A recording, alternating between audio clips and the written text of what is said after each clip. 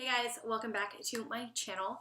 Today we're going to be talking a little bit about health and nutrition and grief or depression and anxiety.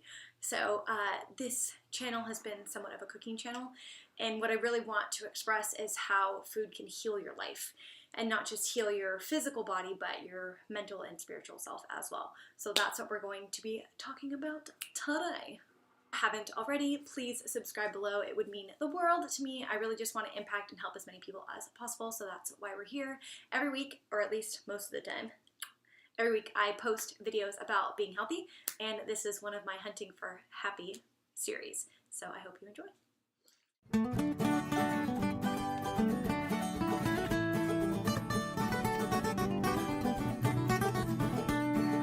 If you saw my last two videos, I will link them above.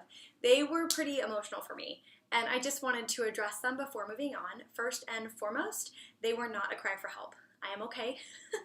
I think that it kind of shocked people to share something like that on social media, and I got some really interesting reactions. I am not depressed in a suicidal sense. I am not depressed, I don't think, really at all. It was just a moment of grief and sadness, and I think that in today in society that we are pressured to be okay all the time, and that it's one of those things that's just everybody on social media is their highlight reel, everybody talks about these things, but then in real life we constantly bitch. So it just seems like there's a disconnect between reality and what we see that we think is reality, which it really isn't. So I wanted to create a safe space where people could come and they could share their sadness and not be judged for it, because I think the best way to deal with sadness and hurt is to be sad. Like, to pretend it's not okay or to try to comfort somebody and make it go away instead of just being with them. Like, just understanding that they're sad and just allowing them the space to be sad, because we just don't do that, and I think it's just something that's so lacking. And anytime you repress things, you're going to have physical reactions. You're going to have stomach issues and digestive problems. You're going to have constipation issues. You could often get racing heart and anxiety attacks. I mean, I've experienced all, if not all of these at the same time. You know, you get a migraine. It is so important. It even affects your hormones. You could miss your period for a few months just from stress, and us ladies know how dramatic that can be. So give yourself the shame to be sad, to be anxious, to be angry, to be mad, to be all of these motivations that we consider negative. Because without these negative emotions, we would have no idea what good was. We would have no idea what joy is. We would have no appreciation and gratitude and love for this beautiful world that we live in. And I felt that by being sad, I was dishonoring her memory, and so I wasn't allowing myself to do that. And so I was feeling a lot of things that I thought were inappropriate or were unfair to her and what was going on with her, and so I was sort of repressing those, and I know that those caused my panic attacks. But the step that led me to be able to deal with panic attacks actually was eating the right and correct foods. So for me and for all of you out there, it's not just me. It's not because I have digestive issues or I'm crazy. Sugar is going to trigger anxiety attacks. Bottom line. And any kind of sugar-like foods or carbs. So if you are somebody who has anxiety attacks, you may not have an anxiety disorder. You may just be eating foods that are going to trigger that. So if you are eating a lot of breads, a lot of pastas, crackers, bagels, muffins, cakes, and or condiments, which have quite a bit of sugar in them as well, wheat and sugar are going to have that effect as you, as well as probably corn and probably potatoes and probably rice, because those things all can spike your insulin levels.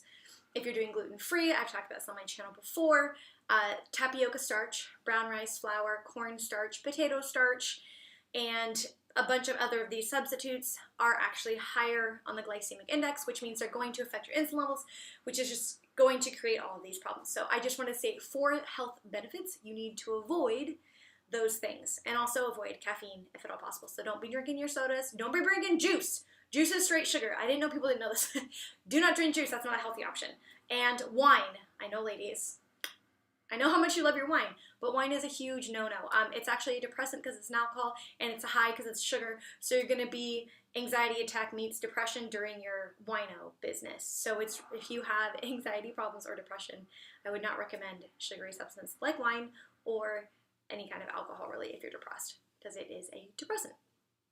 Now, we're coming up on Thanksgiving, and I wanted to leave on a good note. Thanksgiving is huge. I think it's such an important holiday, more important than maybe even Christmas, because I think Christmas has gotten lost. Consumerism, which I will make another video about how that affects your mental health, but Thanksgiving is a time to be appreciative, and I'm going to share with you guys this year how to do a keto Thanksgiving. And because of this and what was coming up, I wanted to talk about my mom real quick. My mom loved decorating, and so she invited everybody over for Thanksgiving one year, and it was the year my parents got back together. They were split up for 10 years, and they got back together, and she wanted it to be like this awesome thing when we're all together, because we were very excited for them.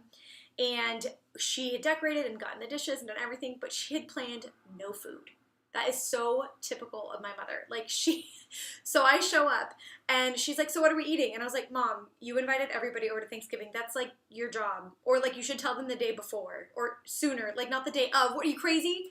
So James and I and my dad and everybody kind of, like, got together and tried to figure out how to do this. And in my family, I was known for burning water. Like, I could not cook. So the fact that I'm running my own cooking web channel right now, and I have a website and I coach, is kind of insane. So if I can learn, so can you. So my mom just decorated, and she thought that's what it meant to have a holiday party. She was just going to host. She wasn't going to feed anybody. And that was the day that I made my very first Thanksgiving meal, and we did it very traditional. I literally just Googled stuff and recipes, and we had a wonderful time. And so this year, I wanted to take a spin on that original one, and I wanted to share with you how you can still have a wonderful Thanksgiving holiday without any kind of depression, without anxiety attacks, without maybe even that food coma that we all love so much post-meal. And so if that's something you're interested in, please stay tuned. Give this a thumbs up and comment below with something that you have been sad about in the past that you just want to share. And just let me know if you have lost somebody and what you're grateful for, because we're coming up with Thanksgiving. So comment below, subscribe, share this with your friends, and I will see you guys next week with our Thanksgiving meals. Woohoo!